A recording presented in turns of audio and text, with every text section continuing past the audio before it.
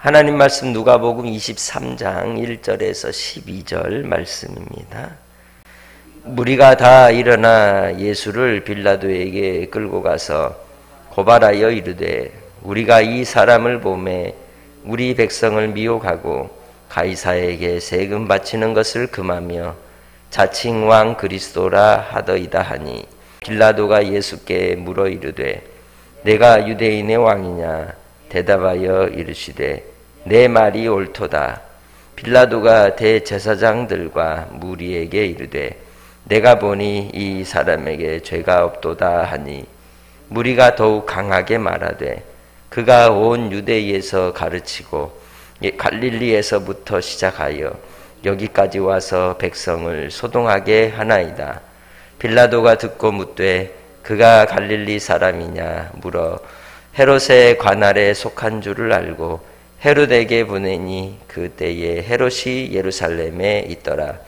헤롯이 예수를 보고 매우 기뻐하니 이는 그의 소문을 들었으므로 보고자 한지 오래였고 또한 무엇이나 이적 행하심을 볼까 바랐던 연고로라.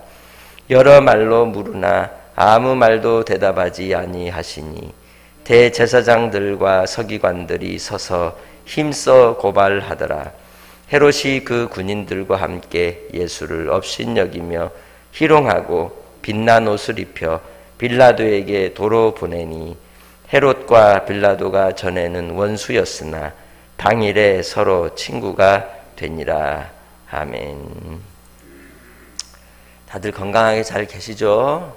네, 저도 이제 건강하게 회복이 되어 가고 있습니다.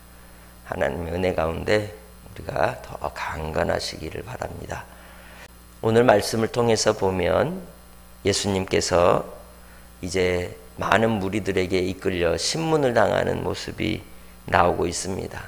첫 번째는 산헤드린 공회에서 신성모독이라고 하는 정죄로 그를 본디오 빌라도 앞으로 이끌고 가게 되는 겁니다.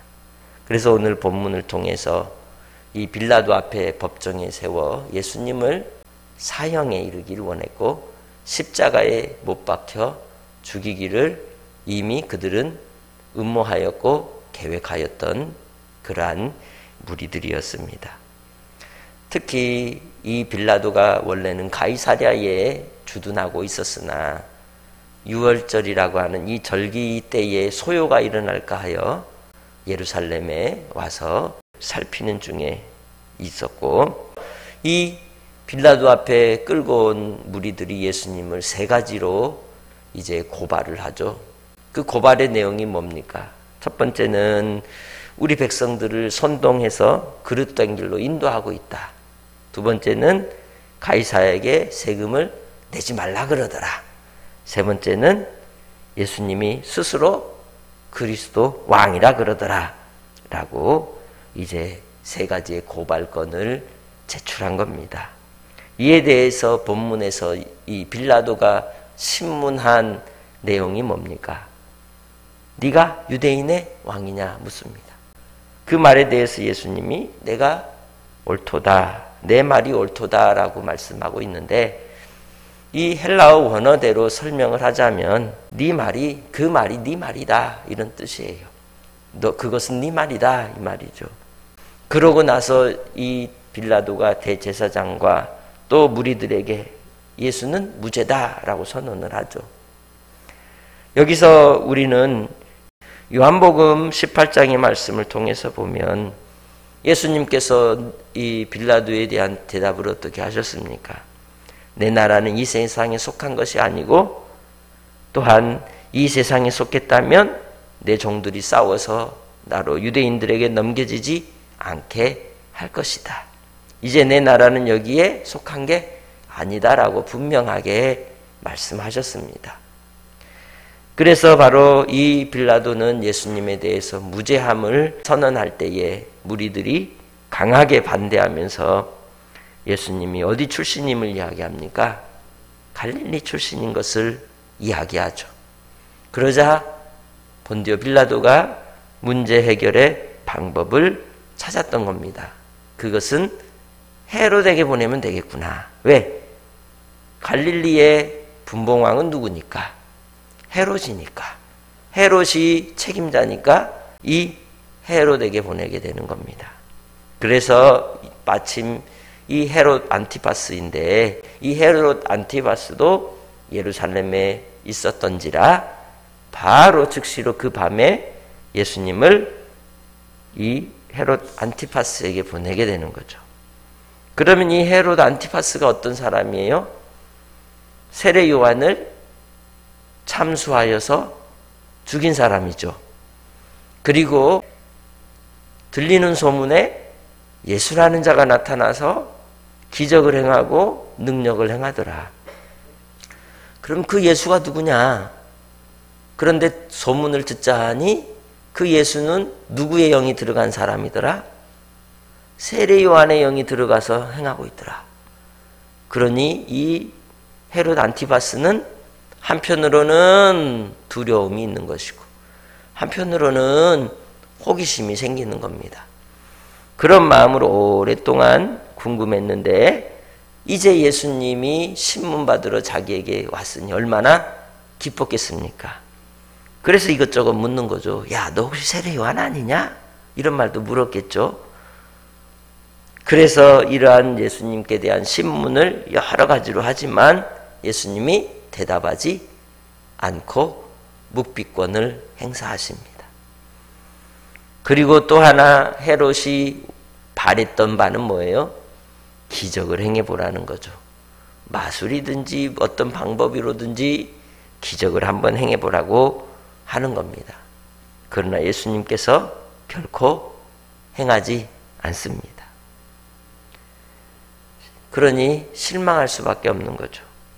자기의 기대에 찬 그러한 반응을 보이지 않자 예수님께 대하여 조롱하고 멸시하고 예수님에게 빛난 옷을 입혀 다시 본디오 빌라도에게 보내는 것이죠. 예수님은 이 세상에 왜 오셨습니까? 우리를 이 세상에서 건져내어 영원한 하나님의 나라의 백성이 되게 하시기 위함입니다.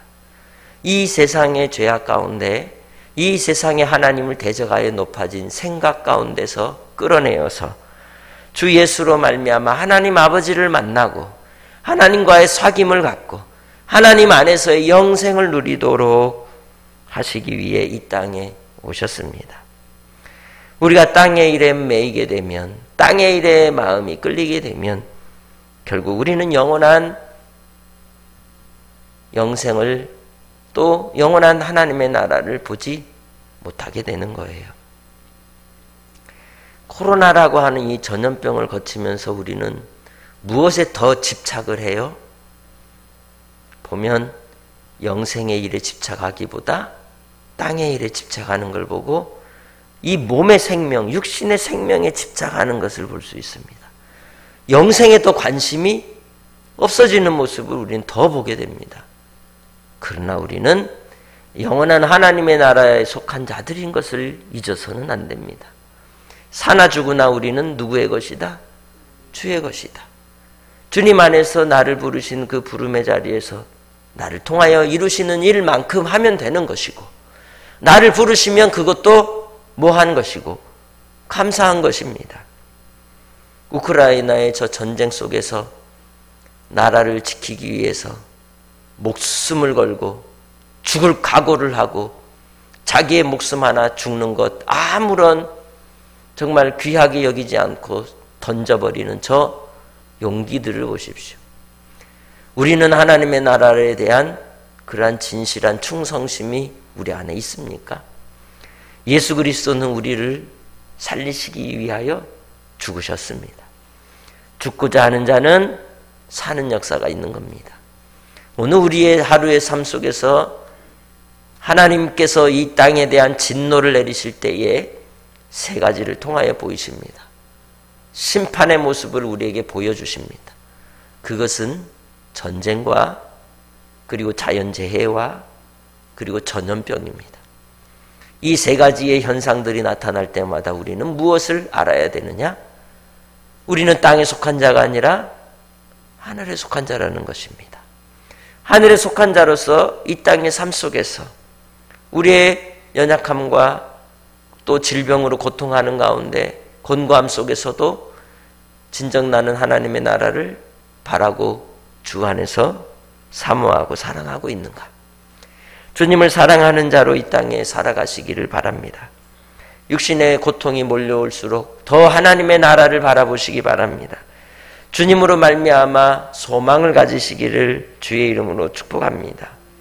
세상에서는 환난을 당하시고 채찍에 맞으시고 조롱을 당하셨으나 그분은 하나님의 아들이시요 영원한 왕이시요 우리의 구원의 주가 되십니다. 그리고 그분이 바로 나의 주, 나의 하나님이십니다. 예수 그리스도로 우리에게 주신 그 하나님을 기뻐하며 하나님 아버지를 경외하며 주님 안에서 발견되어지는 삶으로 살아가시기를 주님의 이름으로 축복합니다. 백성들의 조롱과 비난과 멸시를 받으실지라도 주님께서는 우리를 향하여 십자가의 길을 가셨고 우리를 사랑하셔서 그 길을 두려워하지 않으셨습니다. 오늘 우리도 주 예수 안에서 나의 삶이 영생을 위한 삶으로 영원한 하나님의 나라의 기쁨으로 만족하며 노래하며 찬송하며 주 안에서 두려워하지 아니하고 살아가는 복된 믿음의 성도들이 되시기를 주의 이름으로 축복합니다. 하나님께 피하는 자가 복이 있는 것입니다. 여호와를 경외하고 섬기며 즐거워하는 자, 그들에게 하나님께서 입맞추시고 우리로 기뻐하시고 우리를 생명의 길로 이끌어 주실 줄 믿습니다. 비록 이 땅에서 육신의 삶의 길을 오늘 하루 살아갈지라도 그 속에서도 저 영원한 하나님을 바라고 소망하며 주의 은혜로 한날도 살아가시기를 바랍니다. 그리고 이제 우리는 이 땅에 믿음의 선한 싸움을 싸워야 할 것입니다. 우리의 입술로든지 우리의 생각으로든지 우리의 마음과 손과 발걸음으로 범죄하지 않고 선한 일을 위하여 증거하는 증인들이 되시기를 바랍니다. 지금도 하나님께서 찾으시는 영혼들이 있습니다. 그들에게 주의 사랑을 전하시고 우리의 육신의 생명보다 더 귀한 영생에 대한 하나님의 복음을 전하는 한날로 주님 안에서 드러나시기를 주의 이름으로 축복합니다.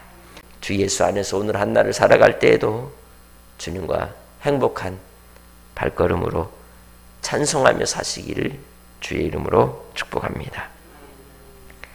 하나님 아버지 감사합니다. 은총과 사랑을 베푸시고 오늘도 주 앞에 나와 기도하며 주의 은혜를 구하게 하시니 감사합니다.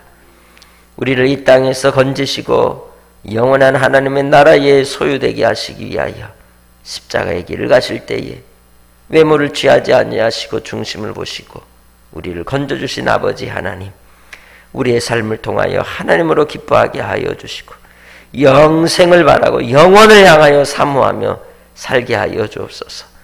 아버지 하나님, 참으로 이 세상에 전쟁과 자연재해와 또한 전염병으로 얼마나 많은 이들이 고통하고 신음합니까?